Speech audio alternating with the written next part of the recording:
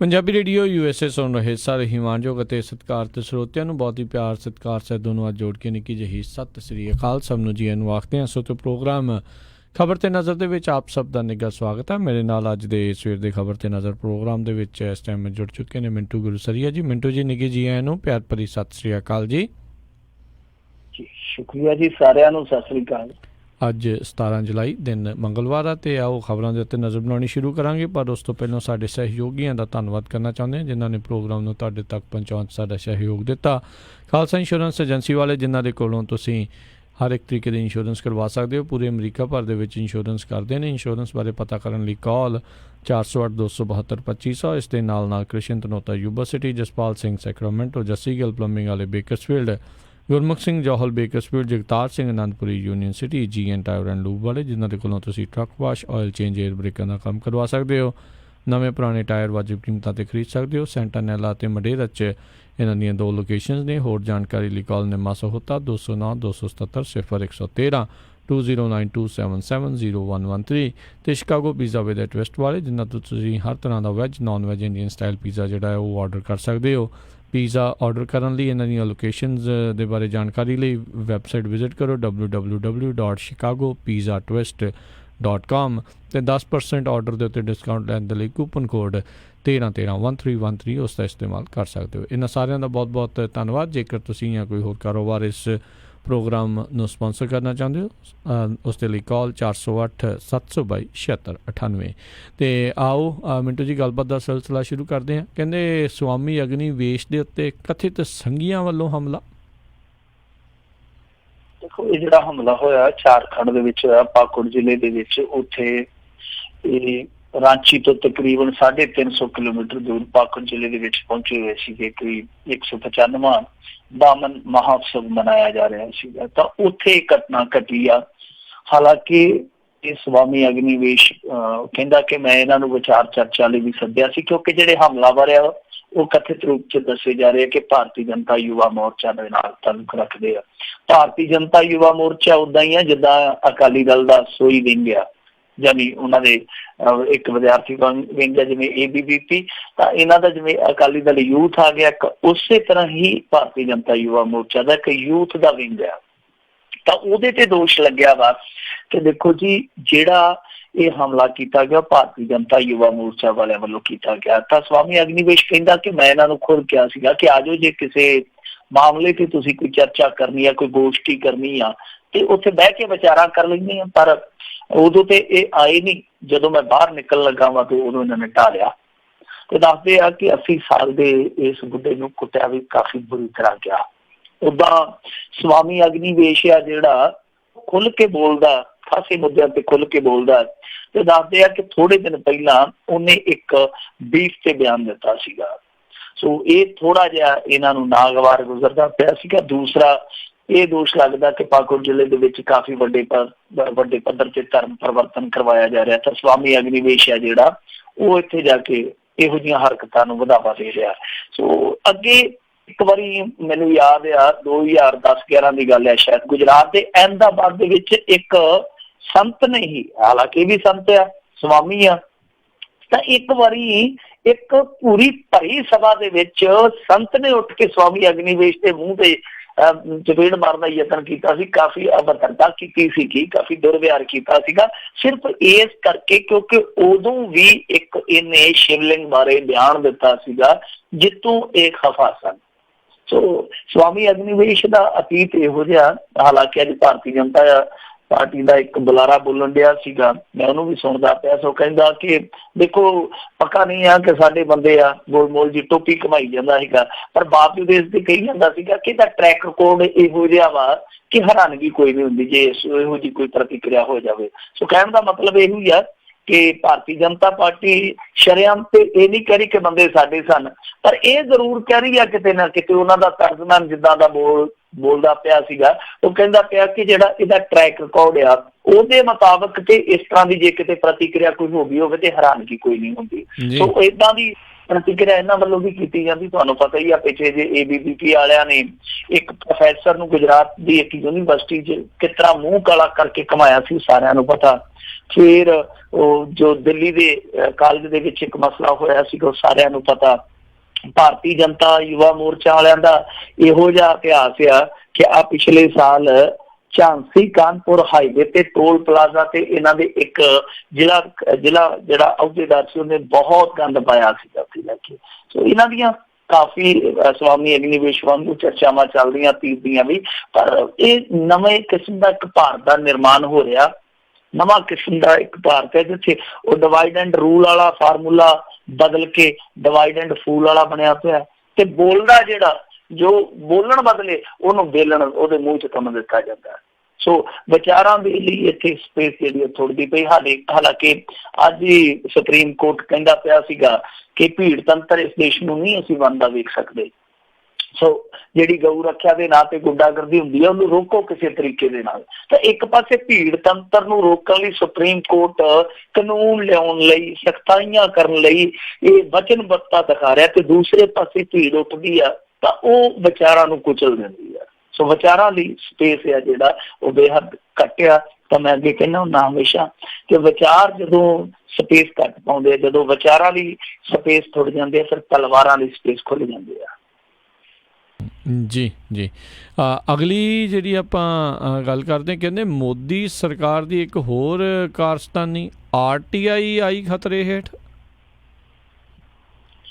RTI ਦਾ ਕਾਨੂੰਨ ਇਸ ਤਰ੍ਹਾਂ ਦਾ ਕਾਨੂੰਨ ਆ ਕਿ ਦੁਨੀਆ ਦੇ ਵਿੱਚ, ਸੰਸਾਰ ਪੱਧਰ ਦੇ ਵਿੱਚ ਜਿੰਨੇ ਖੂਬਸੂਰਤ ਕਾਨੂੰਨ ਆ, ਵਧੀਆ ਕਾਨੂੰਨ ਆ, ਉਹਨਾਂ ਦੇ ਵਿੱਚੋਂ ਭਾਰਤੀ ਕਾਨੂੰਨ ਜੇ ਕੋਈ ਗਿਣਿਆ ਜਾ ਸਕਦਾ ਤਾਂ RTI ਉਹਨਾਂ ਦੇ ਵਿੱਚ ਇੱਕ ਪ੍ਰਮੁੱਖ ਆ ਜੀ, ਜਿੰਨੇ ਦੁਨੀਆ ਦੇ ਖੂਬਸੂਰਤ ਕਾਨੂੰਨ ਹੈ। ਕਿਉਂਕਿ ਇਹਦੇ ਵਿੱਚ ਤੁਸੀਂ ਆਪਣੇ ਨੁਮਾਇੰਦਿਆਂ ਦੀ ਜਾਂ ਜਿਹੜੇ ਪਾਲਿਸੀ ਮੇਕਰ ਆ ਉਹਨਾਂ ਦੇ ਕੰਮ ਕਰਨ ਦੀ ਸਾਰੀ ਵੰਨਗੀ ਹੈ ਜਿਹੜੀ ਉਹ ਜਾਣਕਾਰੀ ਦੇ ਰੂਪ 'ਚ ਲੈ ਸਕਦੇ ਹੋ। ਤੁਸੀਂ ਕੀ ਕਰਦੇ ਆ, ਕੀ ਕਰਾਉਂਦੇ ਆ, ਸੋ ਕਿਸ ਤਰ੍ਹਾਂ ਦੀਆਂ ਪਾਲਿਸੀਆਂ ਘੜੀਆਂ ਜਾ ਰਹੀਆਂ, ਮਹਿਕਮਿਆਂ ਦੇ ਵਿੱਚ ਕੀ ਚੱਲਦਾ ਪਿਆ। ਸੋ ਕੋਈ ਵੀ ਦੇਸ਼ ਦਾ ਵਸਿੰਦਾ ਜਿਹੜਾ ਉਹ ਉੱਠ ਕੇ ਜਾਣਕਾਰੀ ਲੈ ਸਕਦਾ। ਸੋ ਬਹੁਤ ਖੂਬਸੂਰਤ ਕਾਨੂੰਨ ਆ ਜਿਹੜਾ 2005 ਦੇ ਵਿੱਚ ਹੋਂਦ 'ਚ ਆਇਆ ਸੀਗਾ, ਪਰ ਹੁਣ ਇਸ ਹੋਂਦ ਨੂੰ ਕਿਤੇ ਨਾ ਕਿਤੇ ਖਤਰੇ 'ਚ ਪਾਇਆ ਜਾ ਰਿਹਾ। ਉਹਦਾ ਕਾਰਨ ਆ, ਦੇਖੋ ਕੱਲ ਤੋਂ ਇੱਥੇ ਮਾਨਸੂਨ ਸੈਸ਼ਨ ਸ਼ੁਰੂ ਹੋਣ ਜਾ ਰਿਹਾ ਲੋਕ ਸਭਾ ਦਾ। ਭਗਵੰਤ ਮਾਨ ਅੱਜ ਵੀ ਖੜਾ ਸੀ ਪਾਰਲੀਮੈਂਟ ਦੇ ਅੱਗੇ, ਲਾਈਵ ਹੋ ਰਿਹਾ ਸੀਗਾ, ਵੈਸੇ ਅੰਦਰ ਨਹੀਂ ਸੀ ਹੋ ਰਿਹਾ, ਬਾਹਰ ਹੋ ਰਿਹਾ ਸੀਗਾ।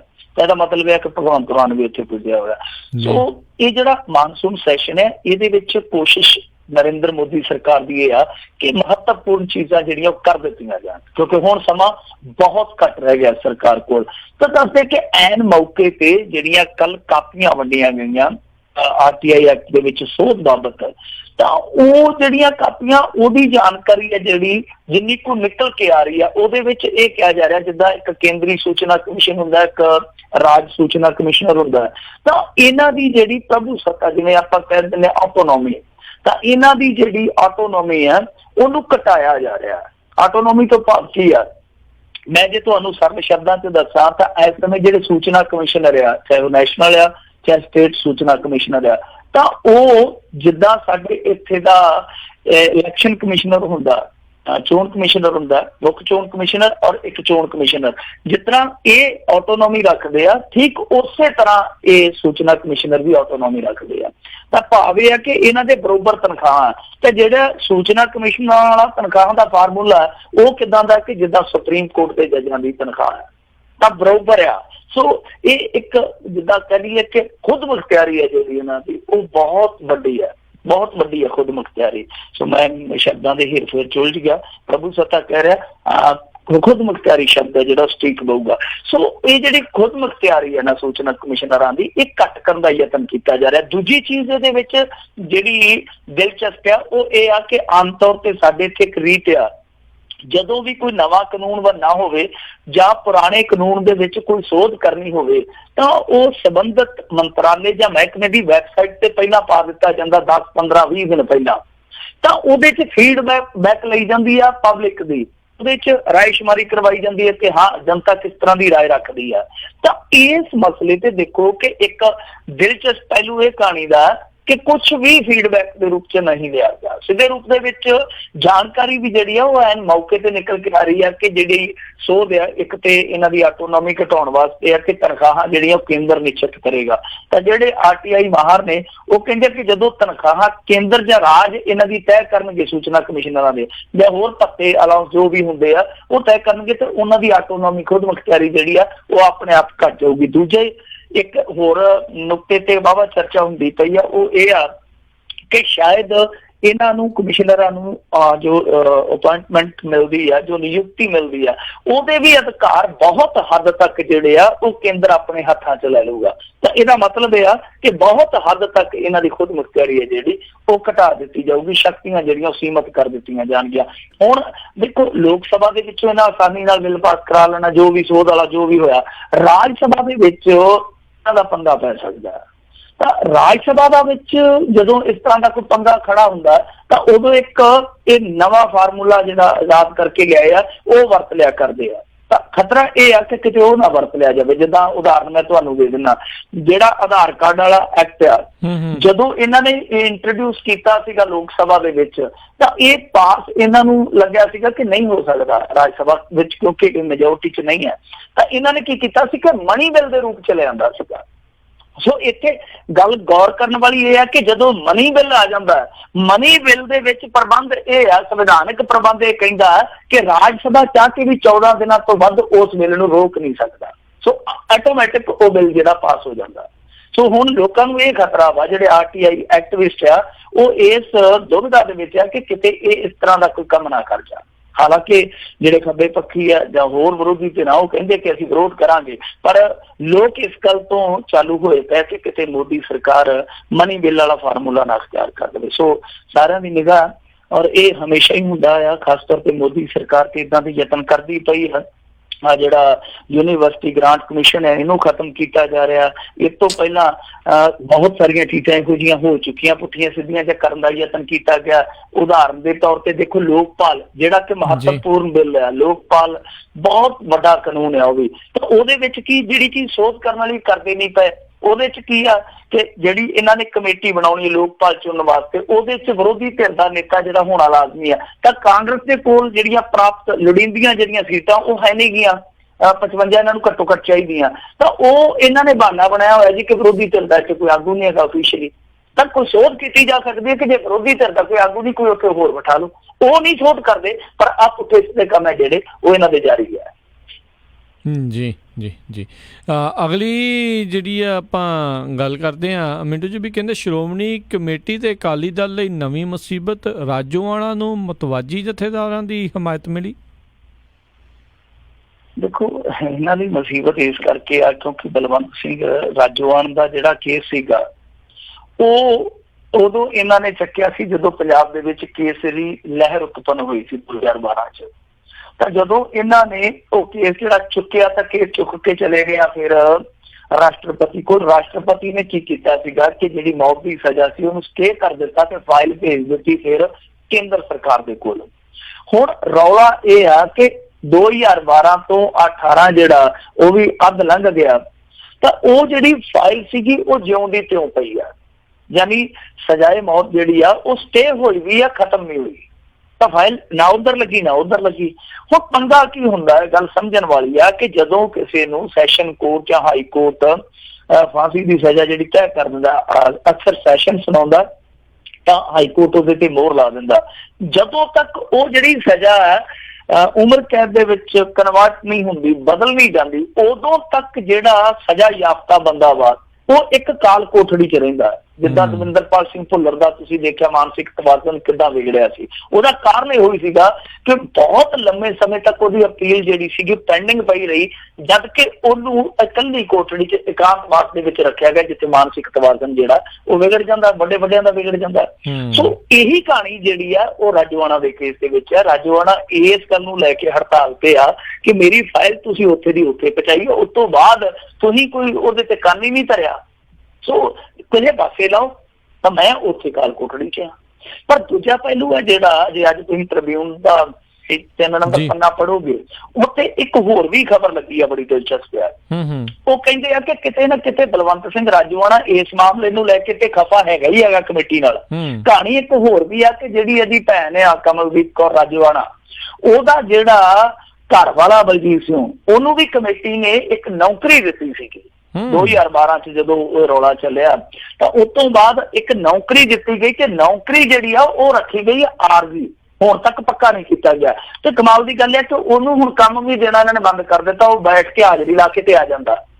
ਤੇ ਵਿੱਚੋਂ ਇਹ ਗੱਲ ਚਰਚਾ ਚੱਲੀ ਸੀਗੀ ਕਿ ਸ਼੍ਰੋਮਣੀ ਕਮੇਟੀ ਚਾਹੁੰਦੀ ਹੈ ਕਿ ਨੌਕਰੀ ਛੱਡ ਜਾਵੇ, ਤਾਂ ਰਾਜੋਆਣਾ ਕਿਤੇ ਨਾ ਕਿਤੇ ਦੱਸਦੇ ਇਸ ਗੱਲ ਤੋਂ ਵੀ ਖਫਾ। ਹੁਣ ਅੰਦਰ ਦੀ ਗੱਲ ਕੀ ਆ ਉਹ ਤਾਂ ਬਲਵੰਤ ਸਿੰਘ ਰਾਜੋਆਣਾ ਜਾਣਦਾ, ਪਰ ਇਹਨਾਂ ਨੇ ਵਕਤ ਪੈ ਗਿਆ ਇੱਕ ਵਾਰੀ। ਵਕਤ ਇਸ ਕਰਕੇ ਪੈ ਗਿਆ ਕਿਉਂਕਿ ਅਕਾਲ ਤਖਤ ਦਾ ਜਥੇਦਾਰ ਗਿਆਨੀ ਗੁਰਬਚਨ ਸਿੰਘ ਜਿਹੜਾ ਉਹ ਵੀ ਇਹਨਾਂ ਨੂੰ ਆਦੇਸ਼ ਦੇਣ ਡਿਆ ਕਿ ਤੁਸੀਂ ਜਾ ਕੇ ਇਹਦਾ ਮੁਕੱਦਮਾ ਜਿਹੜਾ ਬਲਵੰਤ ਸਿੰਘ ਰਾਜੋਆਣਾ ਦਾ ਉਹ ਹੁਣ ਤੁਸੀਂ ਚੁੱਕੋ ਜਾ ਕੇ ਸਰਕਾਰ ਕੋਲ।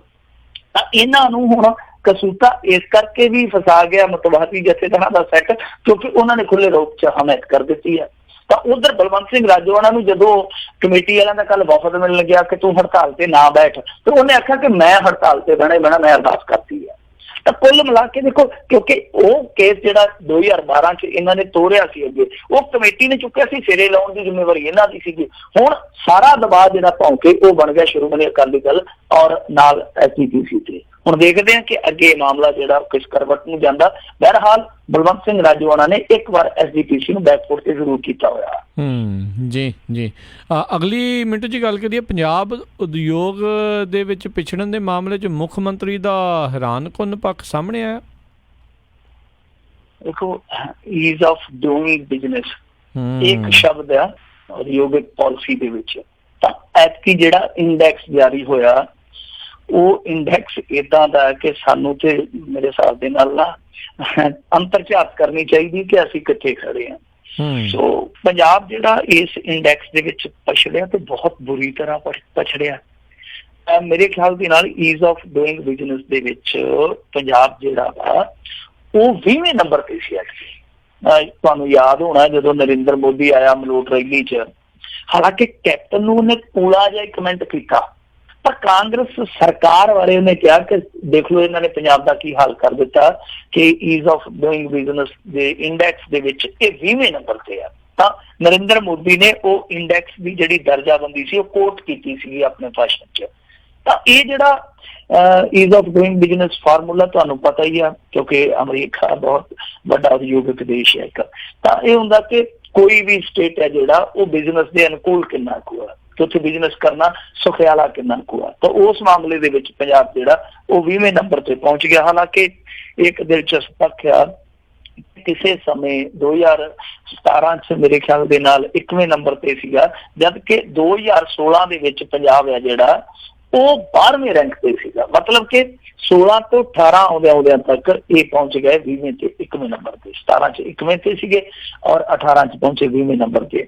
ਤਾਂ ਕੈਪਟਨ ਅਮਰਿੰਦਰ ਸਿੰਘ ਲਈ ਇਹ ਬੜਾ ਵੱਡਾ ਝਟਕਾ, ਕਿਉਂਕਿ ਜਦੋਂ ਇਹ ਮੁੱਖ ਮੰਤਰੀ ਬਣਿਆ ਸੀ ਕਦੇ ਉਦਨ ਕਟੋਲਾ ਲੈ ਕੇ ਅਵਾਨੀਆਂ ਕੋਲ ਉੱਡ ਗਿਆ, ਕਦੇ ਕਿੱਧਰ ਨੂੰ ਉੱਡ ਗਿਆ, ਕਦੇ ਇੱਧਰ ਕਿੱਧਰ ਨੂੰ ਉੱਡ ਗਿਆ, ਮੈਂ ਉਦਯੋਗਪਤੀਆਂ ਕੋਲ ਚੱਲਿਆ, ਜਦੋਂ ਵੀ ਪੁੱਛਦੇ ਸੀ ਉਦਯੋਗਪਤੀਆਂ ਕੋਲ ਚੱਲਿਆ। ਤਾਂ ਕੱਲ ਹਿੰਦੁਸਤਾਨ ਟਾਈਮਜ਼ ਵਾਲਿਆਂ ਨੇ ਪੁੱਛਿਆ ਕਿ ਹਾਂਜੀ ਈਜ਼ ਆਫ ਡੂਇੰਗ ਬਿਜ਼ਨਸ ਦੀ ਦਰਜਾਬੰਦੀ 'ਚ ਜਨਾਬ ਤੁਸੀਂ ਤੇ ਬਹੁਤ ਜ਼ਿਆਦਾ ਪਛੜ ਗਏ, ਕੀ ਕਾਰਨ ਆ? ਤੇ ਉਹ ਕਹਿੰਦਾ ਜੀ ਕੋਈ ਗੱਲ ਨਹੀਂ, ਪਛੜ ਕੇ ਫਿਰ ਕੀ ਹੋਇਆ, ਆਪਾਂ ਨਵੀਂ ਉਦਯੋਗਿਕ ਨੀਤੀ ਲਿਆ ਰਹੇ ਹਾਂ ਜਲਦੀ। ਸੋ ਕੈਪਟਨ ਅਮਰਿੰਦਰ ਸਿੰਘ ਦਾ ਜਿਹੜਾ ਇਹ ਬਿਆਨ ਆ ਇਹ ਆਪਣੇ ਆਪ ਦੇ ਵਿੱਚ ਬੜਾ ਹਾਸੋਹੀਣਾ ਬਿਆਨ ਆ ਕਿ ਇੱਕ ਮੁੱਖ ਮੰਤਰੀ, ਸੂਬੇ ਦਾ ਮੁੱਖ ਮੰਤਰੀ ਇੱਕ ਐਸੇ ਗੰਭੀਰ ਮੁੱਦੇ ਤੇ ਬੋਲਦਾ ਪਿਆ ਤੇ ਉਹਨੂੰ ਇਹ ਨਹੀਂ ਯਾਦ ਕਿ ਉਹਦੀ ਸਰਕਾਰ ਆਪਣੇ ਆਪ ਹੀ ਪਹਿਲਾਂ ਇੱਕ ਉਦਯੋਗਿਕ ਨੀਤੀ ਜਿਹੜੀ ਇੰਟਰੋਡਿਊਸ ਕਰ ਚੁੱਕੀ ਆ। ਸੋ ਇਹ ਕਮਾਲ ਦੀ ਗੱਲ ਆ ਕਿ ਇਹਨਾਂ ਨੇ ਉਦਯੋਗਿਕ ਵਿਕਾਸ ਅਤੇ ਵਪਾਰ ਵਿਕਾਸ ਨੀਤੀ 2017 ਜਿਹੜੀ ਲਿਆਂਦੀ ਸੀ ਉਹਦੇ ਬਾਰੇ ਜਨਾਬ ਕੈਪਟਨ ਅਮਰਿੰਦਰ ਸਿੰਘ ਨੂੰ ਖੁਦ ਨੂੰ ਹੀ ਨਹੀਂ ਪਤਾ ਹੀ ਨਹੀਂ ਜਾਂ ਭੁੱਲ ਗਏ ਆ। ਸੋ ਜਦੋਂ ਮੁੱਖ ਮੰਤਰੀ ਨੂੰ ਏਡੀ ਵੱਡੀ ਪਾਲਿਸੀ ਲਿਆਂਦੀ ਭੁੱਲ ਗਈ ਆ ਕਿ ਉਹ ਪਾਲਿਸੀ ਪਹਿਲਾਂ ਲਿਆ ਚੁੱਕੇ ਆ, ਤੇ ਫਿਰ ਇਹੋ ਜਿਹੀਆਂ ਚੀਜ਼ਾਂ ਦੇ ਵਿੱਚ ਇਹਨਾਂ ਦਾ ਧਿਆਨ ਕਿੰਨਾ ਕੁ, ਤਵੱਜੋ ਕਿੰਨੀ ਕੁ ਦਿੰਦੇ ਆ, ਗੰਭੀਰਤਾ ਕਿੰਨੀ ਕੁ ਦਿਖਾਉਂਦੇ, ਤੁਸੀਂ ਆਪ ਹੀ ਅੰਦਾਜ਼ਾ ਲਾ ਲਓ। ਸੋ ਪੰਜਾਬ ਦੇ ਵਿੱਚ ਬਿਜ਼ਨਸ ਜਿਹੜਾ ਉਹ ਵਾਕਈ ਹੀ ਬਹੁਤ ਔਖਿਆਰਾ ਕੰਮ ਹੈ। ਔਖਿਆਰਾ ਇਸ ਕਰਕੇ ਕਿਉਂਕਿ ਤੁਹਾਨੂੰ ਪਤਾ ਇੱਥੇ ਦੀ ਜ਼ਮੀਨ ਜਿਹੜੀ ਉਪਜਾਊ ਆ, ਪਹਿਲੀ ਗੱਲ ਤੇ ਜ਼ਮੀਨ ਐਕਵਾਇਰ ਕਰਨਾ ਹੀ ਇੱਥੇ ਇੱਕ ਬਹੁਤ ਵੱਡਾ ਚੈਲੰਜ ਹੈ ਉਦਯੋਗਪਤੀਆਂ ਲਈ। ਦੂਜੀ ਗੱਲ, ਇੱਥੇ ਜ਼ਮੀਨ ਦੇ ਨਾਲ ਨਾਲ ਬਿਜਲੀ ਮਹਿੰਗੀ ਆ, ਹੁਣ ਪਾਣੀ ਦੀ ਵੀ ਕਿੱਲਤ ਆ। ਸੋ ਇਹ ਪੰਜਾਬ ਨੂੰ ਸੋਚਣਾ ਪਊਗਾ ਕਿ ਜੇ ਤੁਸੀਂ, ਕਿਉਂਕਿ ਹੁਣ ਆਪਾਂ ਨੂੰ ਵੀ ਪਤਾ ਕਿ ਖੇਤੀ ਦਾ ਨਾਲ ਸਰਦਾ ਨਹੀਂ, ਉਦਯੋਗ ਰੱਖਣਾ ਜ਼ਰੂਰੀ ਹੈ, ਤਾਂ ਜੇ ਤੁਸੀਂ ਉਦਯੋਗ ਨੂੰ ਪ੍ਰਫੁੱਲਤ ਕਰਨਾ ਤਾਂ ਫਿਰ ਤੁਹਾਨੂੰ ਇੱਕ ਤੇ ਜ਼ਮੀਨ ਐਕੁਜੀਸ਼ਨ ਕਰਨ ਲਈ ਜਿਹੜੀ ਕੋਈ ਨੇਮਬੰਦੀ ਆ, ਕੋਈ ਨੇਮ ਵਾਲੀ ਆ, ਉਹਨੂੰ ਥੋੜਾ ਜਿਹਾ ਸਰਲ ਕਰਨਾ ਪਊਗਾ। ਜ਼ਮੀਨ ਐਕਵਾਇਰ ਕਰਨ ਵਾਸਤੇ ਤੁਹਾਨੂੰ ਕੁਛ ਨਾ ਕੁਛ ਐਸਾ ਇੱਕ ਫਾਰਮੂਲਾ ਕੱਢਣਾ ਪਊਗਾ ਜਿਹਦੇ ਨਾਲ ਜ਼ਮੀਨ ਜਿਹੜੀ ਆਸਾਨੀ ਨਾਲ ਵਪਾਰੀਆਂ ਨੂੰ ਉਪਲਬਧ ਹੋ ਸਕੇ, ਕਾਰੋਬਾਰੀਆਂ ਨੂੰ ਉਪਲਬਧ ਹੋ ਸਕੇ। ਤੁਹਾਨੂੰ ਇਹੋ ਜਿਹੇ ਖੇਤਰ ਲੱਭਣੇ ਪੈਣਗੇ ਜਿੱਥੇ ਜ਼ਮੀਨ ਜਿਹੜੀ ਆ ਉਹ ਘੱਟ ਉਪਜਾਊ ਆ, ਉਹਦੀ ਕੀਮਤ ਘੱਟ ਹੈ, ਉੱਥੇ ਪੂਲ ਬਣਾਇਆ ਜਾ ਸਕਦਾ ਇੱਕ ਜ਼ਮੀਨ ਦਾ। ਫਿਰ ਤੁਹਾਨੂੰ ਆਪਣਾ ਜਿਵੇਂ ਸਿੰਗਲ ਵਿੰਡੋ ਸਿਸਟਮ ਹੈ ਉਹ ਆਜ਼ਾਦ ਕਰਨਾ ਪਊਗਾ। ਬਹੁਤ ਕੁਛ ਕਰਨ ਦੀ ਜ਼ਰੂਰਤ ਹੈ। ਬਿਜਲੀ ਦਰਾਂ 'ਚ ਕਟੌਤੀ ਕਰਨੀ ਪਊਗੀ। ਇਹ ਸਾਰੀਆਂ ਚੀਜ਼ਾਂ ਤਾਂ ਹੀ ਹੋ ਸਕਦੀਆਂ ਜੇ ਤੁਸੀਂ ਗੰਭੀਰਤਾ ਦਿਖਾਓਗੇ। ਤਾਂ ਗੰਭੀਰਤਾ ਮੁੱਖ ਮੰਤਰੀ ਦੀ ਕਿੰਨੀ ਹੈ ਕਿ ਉਹਨੂੰ ਇਹ ਵੀ ਨਹੀਂ ਚੇਤਾ ਕਿ ਉਹਨਾਂ ਦੀ ਜਿਹੜੀ ਇਹ ਪਾਲਿਸੀ ਹੈ, ਉਦਯੋਗਿਕ ਪਾਲਿਸੀ ਆ, ਉਹ 2017 'ਚ ਆ ਚੁੱਕੀ ਆ। ਜੀ ਜੀ। ਅਗਲੀ ਜਿਹੜੀ ਆਪਾਂ ਮਿੰਟੂ ਜੀ ਗੱਲ ਕਰਦੇ ਵੀ ਬਾਦਲਾਂ ਦੇ ਖਾਸ ਕੋਲਿਆਂ ਵਾਲੀ ਨੂੰ ਇੱਕ ਹੋਰ ਝਟਕਾ, ਲੁੱਕ ਆਊਟ ਨੋਟਿਸ ਜਾਰੀ।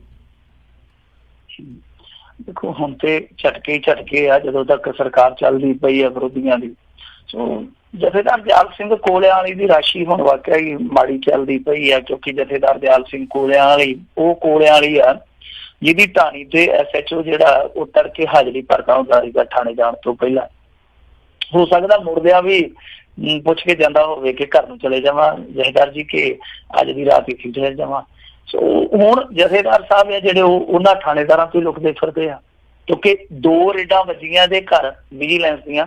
ਦੋਏ ਵਾਰੀ ਉਹ ਜਿਵੇਂ ਆਂਦਾ ਸੀ ਨਾ ਗੁਰਦਾਸ ਮਾਨ, ਸੋਹਣੀਆਂ ਸ਼ਕਲਾਂ ਵਾਲੇ, ਰੌਣਕ ਘਰ ਦੀ ਰੌਣਕ ਲੈ ਕੇ ਨਾਲੇ ਤੇ ਬੂਹੋਂ ਬਾਹਰ ਲਮਕਦੇ ਤਾਲੇ, ਬੂਹੋਂ ਬਾਹਰ ਤਾਲੇ ਲਮਕਦੇ ਮਿਲੇ ਆ। ਜਥੇਦਾਰ ਸਾਹਿਬ ਹੋਰੀ ਦੇ ਕਾਰ ਤੇ ਫਰਾਰ ਹੋ ਗਏ ਸਣੇ ਟੱਬਰ। ਸੋ ਇਹ ਵਿਜੀਲੈਂਸ ਦੀ 2 ਵਾਰੀ ਇਹਨਾਂ ਦੇ ਘਰ ਰੇਡ ਹੋਈ ਆ। ਦੱਸਦੇ ਆ, ਵੈਸੇ ਸੂਤਰ ਇਹ ਵੀ ਦੱਸਦੇ ਆ ਕਿ ਅਸੈਸਮੈਂਟ ਜਿਹੜੀ ਘਰ ਦੀ ਲੱਗੀ ਆ ਉਹ ਵੀ ਕਾਫੀ ਚੌਖੀ ਆ, ਕਾਫੀ ਚੌੜੀ ਲੰਮੀ ਆ। ਤਾਂ ਇਸ ਤੋਂ ਇਲਾਵਾ ਜਿਹੜਾ ਇਹਦੇ ਤੇ ਵਿਜੀਲੈਂਸ ਦਾ ਮਾਮਲਾ ਦਰਜ ਹੋਇਆ, ਤੁਹਾਨੂੰ ਸਾਰਿਆਂ ਨੂੰ ਪਤਾ ਹੀ ਹੈ ਕਿ ਆਮਦਨ ਤੋਂ ਵੱਧ ਜੋ ਇਹਨੇ ਖਰਚ ਕੀਤਾ ਉਹਦੇ ਬਾਬਤ ਇਹ ਜਿਹੜਾ ਕੇਸ ਦਰਜ ਕੀਤਾ ਗਿਆ ਸੀ। ਹੁਣ ਇਸ ਮਾਮਲੇ ਦੇ ਵਿੱਚ ਇਹਦੇ ਖਿਲਾਫ ਲੁੱਕ ਆਊਟ ਨੋਟਿਸ ਜਾਰੀ ਕਰ ਦਿੱਤਾ ਗਿਆ। ਵੈਸੇ ਤੇ ਉਹ ਸਰਕੂਲਰ ਕਹਿ ਦਿੰਦੇ ਆ, LOC ਕਹਿ ਦਿੰਦੇ ਆ। ਸੋ ਉਹ ਜਿਹੜੀ LOC ਆ ਉਹ ਜਾਰੀ ਕਰ ਦਿੱਤੀ ਗਈ ਆ ਕਿ ਇਹ ਬਾਹਰ ਨਾ ਭੱਜ ਜਾਵੇ। ਪਰ ਸੂਤਰ ਇਹ ਦੱਸਦੇ ਆ ਕਿ ਜਥੇਦਾਰ ਦਿਆਲ ਸਿੰਘ ਕੋਲਿਆਂ ਵਾਲਾ ਜ਼ਮਾਨਤ ਲਈ ਜਦੋਜਹਿਦ ਕਰਦਾ ਪਿਆ। ਕੁਛ ਬੰਦੇ ਤੇ ਇਹ ਵੀ ਦੱਸਦੇ ਆ, ਭਰੋਸੇਯੋਗ ਬੰਦੇ ਆ ਜਿਹੜੇ, ਉਹ ਦੱਸਦੇ ਆ ਕਿ ਮੋਹਾਲੀ 'ਚ ਸ਼ਾਇਦ ਇਹਦੀ ਬੇਲ ਲੱਗੀ ਵੀ ਆ। ਤਾਂ ਹੁਣ ਦੇਖਦੇ ਆ ਕਿ ਜ਼ਮਾਨਤ ਪਹਿਲਾਂ ਮਿਲਦੀ ਆ ਜਾਂ ਫਿਰ ਜਥੇਦਾਰ ਨੂੰ ਇਹ ਜੁੱਟ ਲਿਆ ਜਾਂਦਾ ਜਿਹੜਾ ਵਿਜੀਲੈਂਸ ਦਾ ਦਸਤਾ ਜੇ ਮਗਰ ਲੱਗਿਆ ਫਿਰਦਾ ਉਹ। ਪਰ ਵੈਸੇ ਕਮਾਲ ਦੀ ਇੱਕ ਗੱਲ ਆ, ਜਿੱਦਾਂ ਉਹ ਸੂਰੀ ਆ ਜਿਹੜਾ, ਉਹ ਤੁਹਾਨੂੰ ਯਾਦ ਹੀ ਹੋਣਾ, ਸੂਰੀ ਬਹੁਤ ਜ਼ਹਿਰ ਉਗਲਦਾ ਹੁੰਦਾ ਸੀਗਾ, ਜੇਲ੍ਹ 'ਚ ਵੀ ਚਲੇ ਗਿਆ ਜੀ। ਉਹ ਸੂਰੀ ਆ ਜਿਹੜਾ ਇਸ ਸਮੇਂ ਕਾਗਜ਼ਾਂ ਦੇ ਵਿੱਚ ਭਗੌੜਾ ਵਾ। ਪਰ ਕਮਾਲ ਦੀ ਗੱਲ ਆ ਕਿ ਉਸ ਭਗੌੜੇ ਨਾਲ ਵੀ 5 ਗਨਮੈਨ ਆ ਪੰਜਾਬ ਪੁਲਿਸ ਦੇ।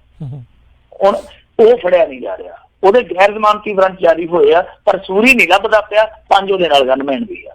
ਹੁਣ ਇਹੀ ਕਹਾਣੀ ਹੈ ਜਿਹੜੀ ਉਹ ਜਥੇਦਾਰ ਦਿਆਲ ਸਿੰਘ ਕੋਲਿਆਂ ਵਾਲੀ ਤੇ ਵੀ ਲਾਗੂ ਹੁੰਦੀ ਆ। ਹੁਣ ਦੇਖੋ ਵਿਜੀਲੈਂਸ ਨੇ ਜਿੱਦਣ ਮਾਮਲਾ ਦਰਜ ਕੀਤਾ ਸੀ ਜਥੇਦਾਰ ਦਿਆਲ ਸਿੰਘ ਕੋਲਿਆਂ ਵਾਲੀ ਤੋਂ ਪੁੱਛ ਕੇ ਕੀਤਾ ਨਹੀਂ ਕਿ ਜਥੇਦਾਰ ਜੀ ਇਜਾਜ਼ਤ ਦੇ ਦਿਓ ਅਸੀਂ ਤੁਹਾਡੇ ਤੇ ਮਾਮਲਾ ਦਰਜ ਕਰਨਾ। ਜਿੱਦਣ ਮਾਮਲਾ ਦਰਜ ਕੀਤਾ ਸੀਗਾ ਇਹਨਾਂ ਦੇ ਆਪਣੇ, ਕਿਉਂਕਿ ਚੌਕਸੀ ਵਿਭਾਗ, ਵਿਜੀਲੈਂਸ ਨੂੰ ਚੌਕਸੀ ਵਿਭਾਗ ਕਹਿੰਦੇ ਆ ਪੰਜਾਬੀ 'ਚ, ਤਾਂ ਵਿਜੀਲੈਂਸ ਜਿਹੜੀ ਆ ਉਹ ਸਿੱਧੇ ਤੌਰ ਤੇ ਕਹੀਏ ਕਿ ਇੱਕ ਤਰ੍ਹਾਂ ਨਾਲ ਪੰਜਾਬ ਫੋਰਸ ਦਾ ਹੀ ਹਿੱਸਾ। ਜਿਹੜੇ ਗਨਮੈਨ ਸੀਗੇ, ਗਨਮੈਨ ਜਿਹੜੇ ਉਸ ਸਮੇਂ ਇਹਦੀ ਸਿਕਿਉਰਿਟੀ 'ਚ ਲੱਗੇ ਹੋਏ ਸੀਗੇ, ਕਿ ਉਹਨਾਂ ਦੇ ਨਾਲ ਤਾਲਮੇਲ ਨਹੀਂ ਸੀ ਕੀਤਾ ਜਾ ਸਕਦਾ ਕਿ ਜਥੇਦਾਰ ਸਾਹਿਬ ਅੱਜ ਕੱਲ੍ਹ ਕਿੱਥੇ ਡੇਰਾ ਲਾ ਕੇ ਬੈਠੇ ਆ। ਤੇ ਜਥੇਦਾਰ ਦੇ ਨਾਲ ਉਦੋਂ ਵੀ ਗਨਮੈਨ ਰਹੇ ਆ ਜਦੋਂ ਪਿੱਛੇ ਜੇ ਕਾਂਗਰਸੀ ਧਿਰ ਨਾਲ ਲੜਾਈ ਹੋ ਗਈ, ਇਹਦੇ ਮੁੰਡੇ ਦੀ ਲੱਤ ਤੋੜ ਦਿੱਤੀ ਗਈ ਸੀਗੀ, ਤਾਂ ਉਦੋਂ ਬਾਅਦ ਇਹਦੇ ਤੇ ਵੀ ਕ੍ਰਾਸ ਪਰਚਾ ਦਰਜ ਹੋਇਆ ਤੇ ਮੁੰਡੇ ਤੇ ਵੀ ਕ੍ਰਾਸ ਪਰਚਾ ਦਰਜ ਹੋਇਆ। ਉਸ ਮਾਮਲੇ ਦਾ ਵੀ ਪਤਾ ਨਹੀਂ ਕੀ ਬਣਿਆ ਜਾਂ ਨਹੀਂ ਬਣਿਆ, ਪਰ ਉਹਦੇ ਵਿੱਚ ਵੀ ਇਹਦੇ ਕੋਲ ਗਨਮੈਨ ਸੀਗੇ, ਇਹਨੂੰ ਹੱਥ ਨਹੀਂ ਲਾਇਆ ਗਿਆ। ਤਾਂ ਕਹਿਣ ਦਾ ਮਤਲਬ ਇਹ ਆ ਕਿ ਸਾਰਾ ਕੁਛ ਕਰਾ ਕੇ ਜਦੋਂ ਆਹ ਖੁੱਲਾ ਜਿਹਾ ਰਸਤਾ ਛੱਡ ਦਿੱਤਾ ਜਾਂਦਾ, ਉਦੋਂ ਫਿਰ ਵੇਖਣ ਵਾਲਿਆਂ ਦੀ ਨਿਗਾਹ ਜਿਹੜੀ ਉਹ ਸ਼ੱਕੀ ਹੋ ਜਾਂਦੀ ਆ ਕਿ ਮੇਲਾ ਰਲ ਮਿਲ ਕੇ ਜਿਹੜਾ ਲੁੱਟਿਆ ਜਾ ਰਿਹਾ। ਸੋ ਇਹ ਹੁਣ ਆਪਣੇ ਆਪ ਦੇ ਵਿੱਚ ਹੈਰਾਨਗੀ ਹੈ ਕਿ ਕੀ ਜਥੇਦਾਰ ਦਿਆਲ ਸਿੰਘ ਕੋਲਿਆਂ ਵਾਲੀ ਦੇ ਨਾਲ ਗਨਮੈਨ ਹੈ ਨਹੀਂ, ਤੇ ਜੇ ਹੈਗੇ ਆ ਤਾਂ ਕੀ ਉਹਨਾਂ ਦੇ ਨਾਲ ਤਾਲਮੇਲ ਕਰਕੇ ਇਹਨੂੰ ਫੌਰੀ ਤੌਰ ਤੇ ਜੁਟਿਆ ਨਹੀਂ ਸੀ ਜਾ ਸਕਦਾ। ਹੁਣ ਕਦੇ ਮੋਦੀ ਦੀ ਰੈਲੀ 'ਚ ਲੱਭਦੇ ਫਿਰਦੇ ਆ, ਕਦੇ ਜਾ ਕੇ ਐਵੇਂ ਖੇਤਾਂ ਜਿਹਾ 'ਚ ਲੱਭਦੇ ਫਿਰਦੇ, ਕਿਤੇ ਜਥੇਦਾਰ ਕਿਤੇ ਨਰਮਾ ਗੋੜਦਾ ਤਾਂ ਨਹੀਂ ਦੇਖਿਆ ਤੁਸੀਂ। ਤਾਂ ਇਸ ਤਰ੍ਹਾਂ ਜਥੇਦਾਰ ਥੋੜ੍ਹੀ ਲੱਭਦਾ, ਜਥੇਦਾਰ ਤੇ ਹੁਣ ਆਪਣਾ ਸੂਤ ਲਾ ਗਿਆ। ਜੀ ਜੀ। ਅਗਲੀ ਜਿਹੜੀ ਆਪਾਂ ਗੱਲ ਕਰੀਏ, ਕਹਿੰਦੇ ਕਾਂਗਰਸੀ ਵਿਧਾਇਕ ਦਰਸ਼ਨ ਬਰਾੜ ਦੀ ਸੁਰੱਖਿਆ ਹੋਰ ਮਜ਼ਬੂਤ। ਦੇਖੋ, ਇਹਨਾਂ ਦਾ ਵੀ ਆਪਸ ਦੇ ਵਿੱਚ ਕਸੂਤਾ ਜਿਹਾ ਰੌਲਾ ਚੱਲਦਾ ਪਿਆ। ਤੁਹਾਨੂੰ ਸ਼ਾਇਦ ਯਾਦ ਹੋਣਾ ਆ, 5-7 ਦਿਨ ਪਹਿਲਾਂ ਇੱਕ ਗੈਂਗਸਟਰ ਦੀ, ਇੱਕ ਨੌਜਵਾਨ ਦੀ ਵੀਡੀਓ ਵਾਇਰਲ ਹੋਈ ਸੀਗੀ, ਜਿਹਦੇ ਵਿੱਚ ਉਹ ਸਾਫ਼ ਤੌਰ ਤੇ ਕਹਿੰਦਾ ਦਿਖਾਈ ਦਿੰਦਾ ਕਿ ਜਿਹੜਾ ਪਹਿਲਾਂ ਅਕਾਲੀ ਆਗੂ ਹੁੰਦਾ ਸੀ, ਬਾਅਦ ਦੇ ਵਿੱਚ ਉਹ ਕਾਂਗਰਸ 'ਚ ਸ਼ਾਮਲ ਹੋ ਗਿਆ, ਮਹੇਸ਼ਿੰਦਰ ਸਿੰਘ। ਤਾਂ ਜਿਹੜਾ ਮਹੇਸ਼ਿੰਦਰ ਸਿੰਘ ਨਿਹਾਲ ਸਿੰਘ ਵਾਲਾ, ਉਹ ਕਤਲ ਕਰਵਾਉਣ ਨੂੰ ਫਿਰਦਾ ਸੀਗਾ ਦਰਸ਼ਨ ਬਰਾੜ ਦਾ, ਔਰ ਇੱਕ ਹੋਰ ਸ਼ਖਸ ਦਾ ਨਾਮ ਲਿਆ ਸੀਗਾ। ਔਰ ਨਾਲ ਉਹਨੇ ਇਹ ਗੱਲ ਕਹੀ ਸੀਗੀ ਕਿ ਇਹਦੇ ਘਰੇ ਦਵਿੰਦਰ ਬੰਬੀਹਾ ਆਉਂਦਾ ਸੀ, ਜਿਹਦਾ ਮੁੜ ਕੇ ਐਨਕਾਊਂਟਰ ਹੋ ਗਿਆ, ਮਰ ਗਿਆ ਸੀ। ਪਰ ਦਵਿੰਦਰ ਬੰਬੀਹਾ ਦੇ ਗਰੁੱਪ ਨੂੰ ਜਿਹੜਾ ਬੰਦਾ ਇਸ ਵੇਲੇ ਰਨ ਕਰਦਾ, ਉਹਦਾ ਨਾਂ ਆ ਸੁਖਪ੍ਰੀਤ ਬੁੱਢਾ। ਤੇ ਬਾਅਦ ਦੇ ਵਿੱਚ ਉਹਨੇ ਇਹ ਵੀ ਖੁਲਾਸਾ ਕੀਤਾ ਸੀਗਾ ਕਿ ਸੁਖਪ੍ਰੀਤ ਬੁੱਢੇ ਦਾ 40-50 ਲੱਖ ਰੁਪਈਆ ਇਹਨਾਂ ਦੇ ਕੋਲ ਪਿਆ, ਕਿਉਂਕਿ ਬੰਬੀਹੇ ਨੇ ਰੱਖਿਆ ਸੀਗਾ। ਬਾਅਦ ਦੇ ਵਿੱਚ ਇਹਨਾਂ ਨੇ ਨੱਪ ਲਿਆ, ਜਿਹੜਾ ਮਹੇਸ਼ਿੰਦਰ ਦਾ ਮੁੰਡਾ ਇੱਕ।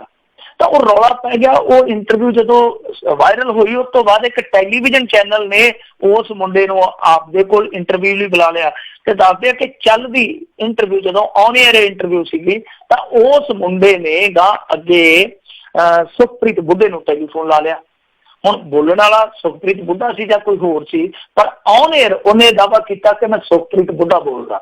ਉਹਨੇ ਇੱਕ ਇੱਕ ਗੱਲ ਖੋਲ ਕੇ ਦੱਸ ਦਿੱਤੀ ਕਿ ਇਹ ਜਿਹੜਾ ਮਹੇਸ਼ਿੰਦਰ ਸਿੰਘ ਆ ਔਰ ਇਹਦਾ ਲੜਕਾ ਜਿਹੜਾ, ਉਹਦੇ ਘਰੇ ਅਸੀਂ ਆਉਂਦੇ ਰਹੇ। ਇੱਥੋਂ ਤੱਕ ਜਿਹੜਾ ਜੌਲੀ ਜਿਹਦੀ ਕਾਰ ਨੂੰ ਅੱਗ ਲਾਈ ਗਈ ਸੀਗੀ, ਉਹ ਕਹਿੰਦਾ ਕਿ ਉਹ ਅੱਗ ਵੀ ਜਿਹੜੀ ਜਾਣਬੁੱਝ ਕੇ ਲਾਈ ਗਈ ਸੀ, ਕਿਉਂਕਿ ਇਹਨਾਂ ਨੇ ਗਨਮੈਨ ਲੜੇ ਸੀਗੇ। ਤਾਂ ਇਸ ਤੋਂ ਇਲਾਵਾ ਉਹਨੇ ਕਿਹਾ ਕਿ 50 ਲੱਖ ਰੁਪਈਆ ਜਿਹੜਾ ਉਹ ਅਸੀਂ ਜੌਲੀ ਦੇ ਕੋਲ ਹੀ ਰੱਖਿਆ ਸੀਗਾ, ਆੜਤ ਦੇ ਕੋਲ, ਤੇ ਉਹਦੇ 'ਚ ਮੈਂ 10 ਲੱਖ ਰੁਪਈਆ ਲੈ ਗਿਆ, 40 ਲੱਖ ਰੁਪਈਆ ਬਕਾਇਆ ਸੀਗਾ, ਇਹ ਦਿੰਦੇ ਨਹੀਂ ਸੀ। ਅਸੀਂ ਆਖਿਆ ਵੀ ਤੇਰਾ ਟਾਈਮ ਚੱਕਾਂਗੇ। ਹੁਣ ਇਸੇ ਕਰਕੇ ਇਹਨਾਂ ਨੇ ਅੱਗ ਲਾਤੀ ਤੇ ਮੁੜ ਕੇ ਗਨਮੈਨ ਲੈ ਗਏ। ਤਾਂ ਇਹ ਕਈ ਖੁਲਾਸੇ ਹੋਏ। ਤੇ ਨਾਲ ਉਹਨੇ ਕਿਹਾ ਸੀਗਾ ਕਿ ਇਹ ਸਾਥੋਂ ਦਰਸ਼ਨ ਸਿੰਘ ਬਰਾੜ ਦਾ ਕਤਲ ਕਰਵਾਉਣਾ ਚਾਹੁੰਦਾ ਸੀ। ਦਰਸ਼ਨ ਸਿੰਘ ਬਰਾੜ ਹੈ ਜਿਹੜਾ, ਉਹ ਕਾਂਗਰਸੀ ਵਿਧਾਇਕ ਆ, ਤੇ ਇਹ ਅਕਾਲੀ ਦਲ 'ਚੋਂ ਤੁਰਦਾ ਫਿਰਦਾ ਆ, ਗਾ ਉਸ ਇਲਾਕੇ 'ਚ ਪੈਂਟ ਬਣਾਉਂਦਾ ਫਿਰਦਾ। ਤਾਂ ਇੱਥੇ ਆ ਕੇ ਫਿਰ ਹੁਣ ਦਰਸ਼ਨ ਸਿੰਘ ਬਰਾੜ ਹੈ ਜਿਹੜਾ, ਉਹ ਪਿੱਟਦਾ ਪਿਆ। ਵੈਸੇ ਤੋਂ ਕਹਿੰਦਾ ਜੀ ਦੇਖੋ ਹੁਣ ਜਾਂਚ ਪੜਤਾਲ ਦਾ ਕੀ ਹੋਣਾ, ਇਹੋ ਜਿਹੇ ਬੰਦਿਆਂ ਦਾ ਕੀ ਆ, ਤੁਰਦੇ ਫਿਰਦੇ ਇੱਧਰ ਨੂੰ ਆ ਜਾਂਦੇ, ਮੇਲਾ ਵੇਖਦੇ ਵੇਖਦੇ, ਤੇ ਜਦੋਂ ਸਰਕਾਰ ਕਿਸੇ ਦੀ ਬਣਦੀ ਉਦੋਂ ਉੱਧਰ ਚਲੇ ਜਾਂਦੇ। ਉਹਦੇ ਕਹਿਣ ਦਾ ਮਤਲਬ ਹੈ ਕਿ ਸਰਕਾਰ 'ਚ ਮੇਰੇ ਨਾਲ ਇਨਸਾਫ ਹੋਏਗਾ ਦੀ ਉਮੀਦ ਕਰਦੇ ਆ। ਜਾਂਚ ਪੜਤਾਲ ਹੋਊਗੀ, ਜਾਂਚ ਪੜਤਾਲ 'ਚ ਕੁਛ ਨਿਕਲੂਗਾ, ਐਸੀ ਉਮੀਦ ਬੜੀ ਘੱਟ ਆ। ਸੋ ਇਹਨਾਂ ਨੇ ਗਨਮੈਨ ਤੇ ਹੁਣ ਦਿੱਤੇ। ਇੱਕ ਜਿਹੜਾ ਦੂਸਰਾ ਇੱਕ ਸ਼ਖਸ ਸੀਗਾ, ਕੋਈ ਇੱਥੋਂ ਦਾ ਲੋਕਲ, ਗਟਰਾ ਜਿਹਦਾ ਨਾਮ ਹੈ ਸ਼ਾਇਦ, ਉਹਨੂੰ ਵੀ ਇਹਨਾਂ ਨੇ ਗਨਮੈਨ ਦਿੱਤੇ ਆ। ਪਰ ਰੌਲਾ ਇਹ ਆ ਕਿ ਦੇਖੋ ਏਡਾ ਵੱਡਾ ਖੁਲਾਸਾ ਹੋ ਗਿਆ, ਇੰਟਰਵਿਊ ਚੱਲ ਗਈਆਂ। ਕਾਂਗਰਸੀ ਵਿਧਾਇਕ ਖੁਦ ਹੈ ਜਿਹੜਾ, ਉਹ ਅੱਜ ਦੋਸ਼ ਲਾਉਂਦਾ ਪਿਆ ਕਿ ਇਹਨਾਂ ਦੇ ਸੰਬੰਧ ਗੈਂਗਸਟਰਾਂ ਦੇ ਨਾਲ, ਪਿਓ ਪੁੱਤਾਂ ਦੇ, ਔਰ ਇਹ ਬੰਦਾ ਮਾਰ ਲੱਗਿਆ ਮਿੰਟ ਨਹੀਂ ਲਾਉਂਦੇ। ਯਾਨੀ ਹੁਕਮਰਾਨ ਧਿਰ ਦਾ ਵਿਧਾਇਕ ਜਿਹੜਾ, ਉਹ ਇਹ ਗੱਲ ਕਹਿੰਦਾ ਪਿਆ ਆਪਣੀ ਪਾਰਟੀ ਦੇ ਇੱਕ ਲੀਡਰ ਤੇ ਕਿ ਇਹ ਬੰਦਾ ਮਾਰ ਲੱਗਿਆ ਮਿੰਟ ਨਹੀਂ ਲਾਉਂਦੇ। ਤਾਂ ਦੂਜੇ ਪਾਸੇ ਦੇਖੋ, ਇਹ ਗੈਂਗਸਟਰਾਂ ਦੇ ਖਿਲਾਫ ਆਈਡੀਆਂ ਗੱਲਾਂ ਕਰਦੇ ਹੁੰਦੇ ਸੀ ਕਿ ਅਸੀਂ ਗੋਲੀ ਮਾਰ ਦਿਆਂਗੇ ਜੇ ਕੋਈ ਨਾ ਵਾਪਸ ਆਇਆ, ਵਾਪਸ ਆ ਜੋ ਉਹਦਾ ਹਸ਼ਰ, ਏਦਾਂ ਕਰ ਦੇਂਗੇ, ਉੱਦਾਂ ਕਰ ਦੇਂਗੇ। ਪਰ ਹੁਣ ਇਸ ਮਾਮਲੇ ਦੇ ਵਿੱਚ ਕਿਸੇ ਵੀ ਕਾਂਗਰਸੀ ਦਾ ਬਿਆਨ ਨਹੀਂ ਆਇਆ ਕਿ ਇਹ ਚੱਲ ਕੀ ਰਿਹਾ, ਦੋ ਲੀਡਰਾਂ ਦੇ ਵਿੱਚ ਆਪੋ ਵਿੱਚ ਵੀ ਇਹ ਚੱਲਦਾ ਕੀ ਪਿਆ। ਸੋ ਜਨਤਾ ਜਾਣਨੀ ਚਾਹੁੰਦੀ ਆ ਕਿ ਇਹ ਆਖਰ ਹੋ ਕੀ ਰਿਹਾ, ਕੌਣ ਸੱਚਾ ਕੌਣ ਝੂਠਾ। ਤਾਂ ਇਸ ਮਾਮਲੇ ਦੇ ਵਿੱਚ ਇੱਕ ਇਨਵੈਸਟੀਗੇਸ਼ਨ ਦੀ ਲੋੜ ਹੈ। ਫੌਰੀ ਤੌਰ ਤੇ ਪਤਾ ਲੱਗਣਾ ਚਾਹੀਦਾ ਕਿ ਕਿਹੜੇ ਕਿਹੜੇ ਬੰਦੇ ਦਾ ਤਾਲੁਕ ਹੈ ਜਿਹੜਾ ਉਹ ਇਹਨਾਂ ਗੈਂਗਸਟਰਾਂ ਦੇ ਨਾਲ ਹੈ। ਔਰ ਇਹ ਜੇ ਕਹਾਣੀ ਸੱਚੀ ਆ ਤੇ ਫਿਰ ਇੱਕ ਚੀਜ਼ ਜਿਹੜੀ ਆ ਉਹ ਵੀ ਪ੍ਰਮਾਣਿਤ ਹੋ ਜਾਂਦੀ ਹੈ ਕਿ ਇਹਨਾਂ ਗੈਂਗਸਟਰਾਂ ਨੂੰ ਜੇ ਕੋਈ ਪਾਲਦਾ ਤਾਂ ਉਹ ਸਿਆਸਤੀ ਹੈ, ਜਿਹੜਾ ਕਿ ਪਹਿਲਾਂ ਵੀ ਦੋਸ਼ ਇਹਨਾਂ ਤੇ ਲੱਗਦਾ ਰਿਹਾ। ਜੀ ਜੀ ਜੀ। ਜਾਂਦੇ ਜਾਂਦੇ ਮਿੰਟੂ ਜੀ ਗੱਲ ਕਰਦੇ, ਕਹਿੰਦੇ ਸਨੀ ਮਸੀਹ ਪੁਲਿਸ ਮੁਕਾਬਲੇ ਤੇ ਵੀ ਉੱਠੇ ਸਵਾਲ। ਦੇਖੋ, ਸਨੀ ਮਸੀਹ ਵਾਲਾ ਜਿਹੜਾ ਮੁਕਾਬਲਾ ਹੋਇਆ ਸੀਗਾ, ਉਹ ਹੋਇਆ ਨੈਣਾ ਦੇਵੀ ਮੁਕਾਬਲਾ, ਜਿਹਨੂੰ ਆਪਾਂ ਕਹਿੰਦੇ 3 ਦਿਨ ਪਹਿਲਾਂ। ਉਹਦੇ ਵਿੱਚ ਕੀ ਸੀਗਾ ਕਿ ਲਾਂਡਰਾ ਰੋਡ ਤੇ, ਬਨੂੜ ਲਾਂਡਰਾ ਰੋਡ ਤੇ ਇੱਕ ਕਾਰ ਦੀ ਖੋਹ ਹੋਈ। ਕਾਰ ਖੋਹ ਕੇ ਮੁੰਡੇ ਭੱਜੇ ਉਧਰ ਨੂੰ। ਤਾਂ ਕਮਾਲ ਦੀ ਗੱਲ ਇਹ ਸੀਗੀ ਕਿ ਉਸ ਕਾਰ ਦੇ ਵਿੱਚ ਹੀ ਇੱਕ ਮੋਬਾਈਲ ਪਿਆ ਸੀਗਾ, ਜਿਹਨਾਂ ਤੋਂ ਇਹਨਾਂ ਨੇ ਕਾਰ ਖੋਈ। ਤਾਂ ਉਹ ਜਿਹੜਾ ਮੋਬਾਈਲ ਸੀ ਉਹਨਾਂ ਨੇ ਵੇਖਿਆ ਨੀਗਾ, ਕਾਰ ਦੇ ਵਿੱਚ ਹੀ ਮੋਬਾਈਲ ਪਿਆ, ਪਰ ਉੱਥੇ ਕੋਈ ਕਾਲ ਨਹੀਂ ਕੀਤੀ ਗਈ ਪੁਲਿਸ ਵੱਲੋਂ, ਬਲਕਿ ਉਸ ਫੋਨ ਦੇ ਲੋਕੇਸ਼ਨ ਦੇ ਹਿਸਾਬ ਕਿਤਾਬ ਦੇ ਨਾਲ ਉਹਨੂੰ ਫੋਲੋ ਕੀਤਾ ਗਿਆ। ਤੇ ਦੱਸਦੇ ਆ ਕਿ ਇੱਕ ਢਾਬੇ ਤੇ ਜਦੋਂ ਇਹ ਰੋਟੀ ਖਾਂਦੇ ਪਏ ਸੀ ਮੁੰਡੇ ਜਿਹੜੇ ਖੋਹ ਕਰਕੇ ਲੈ ਕੇ ਗਏ, ਤਾਂ ਇਹ ਉੱਥੇ ਜਾ ਕੇ ਪੁਲਿਸ ਪਾਰਟੀ ਜਦੋਂ ਪਹੁੰਚੀ ਆ, ਜਦੋਂ ਇਹਨਾਂ ਨੇ ਵੰਗਾਰਿਆ ਤੇ ਉਹ ਭੱਜੇ, ਫਿਰ ਇਹਨਾਂ ਨੂੰ ਗੋਲੀਆਂ ਮਾਰੀਆਂ। ਹੁਣ ਇਹਦੇ ਵਿੱਚ ਕਿਉਂਕਿ ਸਨੀ ਮਸੀਹ ਨਾਂ ਤੋਂ ਤੁਹਾਨੂੰ ਅੰਦਾਜ਼ਾ ਹੋ ਗਿਆ ਹੋਣਾ ਕਿ ਘੱਟ ਗਿਣਤੀਆਂ ਨਾਲ ਤਾਲੁਕ ਰੱਖਦਾ, ਤਾਂ ਘੱਟ ਗਿਣਤੀ ਕਮਿਸ਼ਨ ਦੇ ਜਿਹੜੇ ਚੇਅਰਮੈਨ ਆ, ਅੱਜ ਇਹਨਾਂ ਦੇ ਘਰਾਂ 'ਚ ਗਏ ਸੀਗੇ ਜਿਹੜੇ ਮੁੰਡੇ ਮਰੇ ਹੋਏ, ਖਾਸ ਤੌਰ ਤੇ ਸਨੀ ਮਸੀਹ ਦੇ ਜਿਹੜੇ ਮਾਪੇ ਆ ਉਹਨਾਂ ਦੇ ਨਾਲ ਮੁਲਾਕਾਤ ਕੀਤੀ। ਉਹਨਾਂ ਨੇ ਇਹ ਇਨਕਸ਼ਾਫ ਕੀਤਾ, ਉਹ ਕਹਿੰਦੇ ਕਿ ਸਨੀ ਮਸੀਹ ਤੇ ਇੱਕ ਵੀ ਮਾਮਲਾ ਦਰਜ ਨਹੀਂ ਹੈ। ਔਰ ਦੂਜੀ ਚੀਜ਼, ਦੋਸ਼ ਇਹ ਲੱਗਦਾ ਪਿਆ ਮੋਹਾਲੀ ਪੁਲਿਸ ਤੇ ਕਿ ਅਸਲ ਦੇ ਵਿੱਚ ਦਿਲਪ੍ਰੀਤ ਨਾਂ ਦਾ ਜਿਹੜਾ ਅਗਰੋਬਾਜ਼ ਫੜੀ ਬੈਠੇ ਆ, ਇਹ ਕਹਿੰਦੇ ਕਿ ਇਹਦੇ ਨਾਲ ਦਾ ਵੀ ਇੱਕ ਬੰਦਾ ਸੀ, ਉਹਦਾ ਨਾਮ ਵੀ ਸਨੀ ਸੀਗਾ, ਤਾਂ ਉਹਦੇ ਭੁਲੇਖੇ 'ਚ ਜਾ ਕੇ ਇਹਨਾਂ ਨੇ ਸਨੀ ਮਸੀਹ ਨੂੰ ਮਾਰਿਆ, ਜਦ ਕਿ ਸਨੀ ਮਸੀਹ ਦਾ ਕੋਈ ਵੀ ਗਰੋਹਬਾਜ਼ੀ ਦੇ ਨਾਲ ਲਿੰਕ ਹੀ ਨਹੀਂ ਸੀਗਾ। ਸੋ ਇਹ ਘਟਨਾ ਜਿਹੜੀ ਆ ਉਹ ਆਪਣੇ ਆਪ ਦੇ ਵਿੱਚ ਇੱਕ ਵਾਰ ਫੇਰ ਸਵਾਲੀਆ ਨਿਸ਼ਾਨ 'ਚ ਘਿਰ ਗਈ ਆ, ਕਿਉਂਕਿ ਦੇਖੋ ਅਮਰ ਉਜਾਲਾ ਦੀ ਜਿਹੜੀ ਕੱਲ ਦੀ ਇੱਕ ਰਿਪੋਰਟ ਸੀ ਬਹੁਤ ਵੱਡੀ, ਉਸ ਰਿਪੋਰਟ ਦੇ ਵਿੱਚ ਪੋਸਟਮਾਰਟਮ ਦੀ ਰਿਪੋਰਟ ਨੂੰ ਕੋਟ ਕੀਤਾ ਗਿਆ। ਜੋ ਪੋਸਟਮਾਰਟਮ ਦੀ ਰਿਪੋਰਟ ਆਈ ਆ, ਪੋਸਟਮਾਰਟਮ ਦੀ ਰਿਪੋਰਟ ਜਿਹੜੀ ਅਮਰ ਉਜਾਲਾ ਦੇ ਅਨੁਸਾਰ ਆ ਉਹ ਏਦਾਂ ਦੀ ਆ, ਉਹ ਕਹਿੰਦੇ ਆ ਕਿ ਜਿਹੜੀਆਂ ਗੋਲੀਆਂ ਵੱਜੀਆਂ ਸਨ ਸਨੀ ਮਸੀਹ ਦੇ ਸਰੀਰ ਦੇ ਵਿੱਚ, ਉਹ ਵੱਜੀਆਂ ਸੀ 3, ਪਰ ਤਿੰਨੇ ਹੀ ਗੋਲੀਆਂ ਜਿਹੜੀਆਂ ਉਹ ਪਿੱਛੋਂ ਮਾਰੀਆਂ ਗਈਆਂ। ਤਾਂ ਇਹਦਾ ਮਤਲਬ ਇਹ ਆ ਕਿ ਜਿਹੜਾ ਬੰਦਾ ਪਿੱਠ ਦੇ ਵਿੱਚ ਗੋਲੀਆਂ ਖਾਂਦਾ ਉਹ ਪੁਲਿਸ ਤੇ ਕੋਈ ਹਮਲਾ ਨਹੀਂ ਸੀ ਕਰ ਰਿਹਾ। ਸੋ ਇਹਦੇ ਤੇ ਜਿਹੜੀਆਂ 3 ਗੋਲੀਆਂ ਚਲਾਈਆਂ ਗਈਆਂ, ਦੱਸਦੇ ਕਿ ਤਿੰਨੇ ਹੀ ਪਿੱਠ ਪਿੱਛੋਂ ਆ। ਇਹ ਪੋਸਟਮਾਰਟਮ ਦੀ ਰਿਪੋਰਟ ਦੇ ਆਧਾਰ ਤੇ ਮੀਡੀਆ ਰਿਪੋਰਟ ਹੈ ਅਮਰ ਉਜਾਲਾ ਦੀ, ਉਹ ਕਹਿੰਦੇ ਆ ਕਿ ਤਿੰਨੇ ਹੀ ਜਿਹੜੀਆਂ ਗੋਲੀਆਂ, ਇੱਕ ਤੇ ਕੰਨ ਦੇ ਨਾਲ ਉਹ ਖਹਿ ਕੇ ਲੰਘੀ ਆ, ਬਾਕੀ ਜਿਹੜੀਆਂ 2 ਗੋਲੀਆਂ ਸੀ ਉਹਨਾਂ ਨੇ ਫੇਫੜੇ ਚੀਰ ਦਿੱਤੇ। ਸੋ ਪੋਸਟਮਾਰਟਮ ਦੀ ਰਿਪੋਰਟ ਦੇ ਵਿੱਚ ਮੌਤ ਦਾ ਜਿਹੜਾ ਕਾਰਨ ਹੈ ਉਹ ਇਹ ਹੈ ਕਿ ਪਿੱਛੋਂ ਗੋਲੀਆਂ ਵੱਜੀਆਂ। ਤੇ ਇਹਦਾ ਮਤਲਬ ਹੈ ਕਿ ਪੁਲਿਸ ਨੇ ਜਾਂ ਤੇ ਭੱਜੇ ਜਾਂਦੇ ਤੇ ਪਿੱਛੇ ਗੋਲੀਆਂ ਮਾਰੀਆਂ, ਤੇ ਜਾਂ ਫਿਰ ਉਹਨੂੰ ਫੜ ਕੇ ਪਿੱਛੋਂ ਗੋਲੀਆਂ ਮਾਰਤੀਆਂ ਹੋਣਗੀਆਂ। ਸੋ ਸਵਾਲ ਇਸੇ ਕਰਕੇ ਉੱਠਦੇ ਪਏ ਕਿ ਪੋਸਟਮਾਰਟਮ ਦੀ ਰਿਪੋਰਟ ਜਿਹੜੀ ਆ ਉਹ ਵੀ ਕਈ ਸਵਾਲ ਖੜੇ ਕਰਦੀ ਪਈ ਆ, ਔਰ ਉਹਦੇ ਘਰ ਦੇ ਵੀ ਖੜੇ ਕਰਦੇ ਪਏ। ਘੱਟ ਗਿਣਤੀ ਕਮਿਸ਼ਨ ਦੇ ਚੇਅਰਮੈਨ ਨੇ ਤੇ ਇੱਥੋਂ ਤੱਕ ਕਹਿ ਦਿੱਤਾ ਕਿ ਸਾਨੂੰ ਜੇ ਲੋੜ ਪਈ ਤੇ ਅਸੀਂ ਸਪੌਟ ਤੇ ਵੀ ਪਹੁੰਚਾਂਗੇ ਤੇ ਅਸੀਂ ਹੋਰ ਵੀ ਇਨਕੁਆਇਰੀ ਕਰਾਂਗੇ। ਤਾਂ ਇੱਕ ਵਾਰੀ ਫੇਰ ਜਿਹੜਾ ਇਨਕਾਊਂਟਰ ਹੈ, ਚਾਹੇ ਕੋਈ ਵੀ ਇਨਕਾਊਂਟਰ ਹੋਵੇ, ਇਹਨਾਂ ਦਾ ਵੈਸੇ ਸਵਾਲਾਂ ਦੇ ਘੇਰੇ 'ਚ ਆ ਹੀ ਜਾਂਦਾ, ਪਰ ਇੱਕ ਵਾਰੀ ਇਹ ਫੇਰ ਸਵਾਲਾਂ ਦੇ ਘੇਰੇ 'ਚ ਇਸ ਕਰਕੇ ਵੀ ਆ ਗਿਆ ਕਿਉਂਕਿ ਹਿਮਾਚਲ ਏਰੀਆ ਸੀਗਾ, ਉਸ ਏਰੀਆ ਦੇ ਵਿੱਚ ਇਹ ਬੜੇ ਆ, ਤਾਂ ਕੀ ਇਹਨਾਂ ਨੇ ਸਾਰੀਆਂ ਕਾਰਵਾਈਆਂ ਜਿਹੜੀਆਂ ਪੂਰੀਆਂ ਕੀਤੀਆਂ ਸੀਗੀਆਂ? ਕਿਉਂਕਿ ਅੱਗੇ ਜਦੋਂ ਵਿੱਕੀ ਗਾਉਂਡਰ ਦਾ ਇਨਕਾਊਂਟਰ ਹੋਇਆ ਉਦੋਂ ਵੀ ਇਹ ਸਵਾਲ ਉੱਠੇ ਸੀਗੇ, ਰਾਜਸਥਾਨ ਪੁਲਿਸ ਨੇ ਸਵਾਲ ਖੜੇ ਕੀਤੇ ਸੀਗੇ, ਤਾਂ ਉੱਥੋਂ ਹੀ ਉਹ ਜਿਹੜਾ ਮਾਮਲਾ ਸੀ ਉਹ ਸ਼ੱਕੀ ਬਣ ਗਿਆ ਸੀਗਾ। ਤਾਂ ਇੱਥੇ ਵੀ ਮਾਮਲਾ ਜਿਹੜਾ ਕੁਛ ਹੱਦ ਤੱਕ ਸ਼ੱਕੀ ਆ। ਹੁਣ ਪੰਜਾਬ ਪੁਲਿਸ ਇਹਨੂੰ ਕਿੱਦਾਂ ਫੇਸ ਕਰਦੀ ਆ, ਕਿੱਦਾਂ ਸਫਾਈ ਦਿੰਦੀ ਆ, ਉਹ ਤੇ ਇਹ ਜਾਣਨ। ਪਰ ਆ ਪੋਸਟਮਾਰਟਮ ਦੀ ਰਿਪੋਰਟ ਜਿਹੜੇ ਬਿਆਨ ਆ ਰਹੇ ਆ, ਕਈ ਸਵਾਲ ਖੜੇ ਕਰਦੇ ਆ, ਔਰ ਠੀਕ ਉਸੇ ਤਰ੍ਹਾਂ ਦੇ ਸਵਾਲ ਹੈ ਜਿੱਦਾਂ ਵਿੱਕੀ ਗਾਉਂਡਰ ਦੇ ਐਨਕਾਊਂਟਰ 'ਚ ਹੋਏ ਸੀਗੇ, ਕਿਉਂਕਿ ਉੱਥੇ ਵੀ ਅੱਜ ਤੱਕ ਇੱਕ ਸਵਾਲ ਜਿਹੜਾ ਉਹ ਜਿਉਂਦਾ ਤਿਉਂ ਖਲੋਤਾ ਕਿ ਜਿਹੜੇ ਬੰਦੇ ਦੀ ਢਾਣੀ ਤੇ ਬੈਠ ਤੇ ਇਹ ਐਨਕਾਊਂਟਰ ਹੋਇਆ ਸੀ, ਅੱਜ ਤੱਕ ਪੰਜਾਬ ਪੁਲਿਸ ਨੇ ਉਹ ਬੰਦਾ ਹਿਰਾਸਤ 'ਚ ਕਿਉਂ ਨਹੀਂ ਲਿਆ? ਜੀ ਜੀ ਜੀ ਬਿਲਕੁਲ। ਤੇ ਬਹੁਤ ਬਹੁਤ ਧੰਨਵਾਦ ਕਰਦੇ ਹਾਂ ਮਿੰਟੂ ਜੀ ਤੁਹਾਡਾ, ਤੁਸੀਂ ਸਾਡੇ ਨਾਲ ਜੁੜੇ ਇਹਨਾਂ ਖਬਰਾਂ ਬਾਰੇ ਸਾਨੂੰ ਵਿਸਤਾਰ ਜਾਣਕਾਰੀ ਦਿੱਤੀਆਂ। ਅਗਲੀ ਵਾਰ ਤੱਕ ਲਈ ਬੜੀ ਮਿਹਰਬਾਨੀ, ਪਿਆਰ ਭਰੀ ਸਤਿ ਸ੍ਰੀ ਅਕਾਲ ਜੀ। ਸਤਿ ਸ਼੍ਰੀ ਅਕਾਲ। ਤੇ ਸਰੋਤਿਓ, ਇੱਥੇ ਸਾਡਾ ਅੱਜ ਦਾ ਇਹ ਪ੍ਰੋਗਰਾਮ ਸਮਾਪਤ ਹੈ। ਮਿਲਾਂਗੇ ਤੁਹਾਨੂੰ ਸਾਰਿਆਂ ਨੂੰ ਅਗਲੀ ਵਾਰ। ਉਦੋਂ ਤੱਕ ਲਈ ਮੈਨੂੰ ਰਾਜਕਰਮਜੀਤ ਸਿੰਘ ਨੂੰ ਇਜਾਜ਼ਤ ਦਿਓ। ਮੇਰੇ ਵੱਲੋਂ ਤੁਹਾਨੂੰ ਸਾਰਿਆਂ ਨੂੰ ਪਿਆਰ ਸਤਿਕਾਰ ਸਨਿੱਕੀ ਜਿਹੀ ਸਤਿ ਸ੍ਰੀ ਅਕਾਲ। ਜਿਉਂਦੇ ਵਾਸਤੇ ਰਹੋ, ਹੱਸਦੇ ਖੇਡਦੇ ਰਹੋ, ਸੁਣਦੇ ਰਹੋ ਪੰਜਾਬੀ ਰੇਡੀਓ USA।